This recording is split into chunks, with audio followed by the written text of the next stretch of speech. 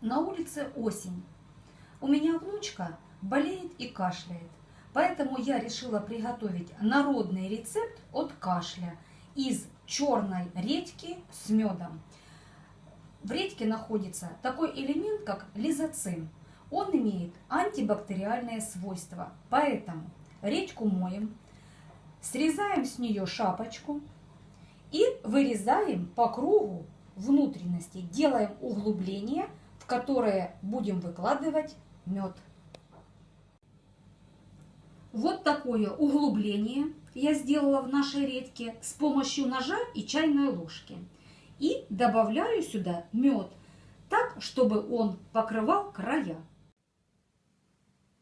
В редьку до краев выложила мед, перекладываю в глубокую тарелочку и оставляю на ночь.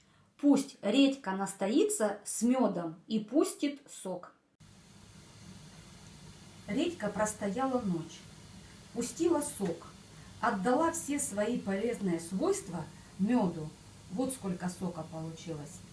Переливаем в стеклянную посуду, употребляем детям по чайной ложке перед едой 3 раза в день, взрослым по столовой ложке перед едой 3 раза в день. Редьку выбрасываем. Все свои полезные свойства она нам отдала.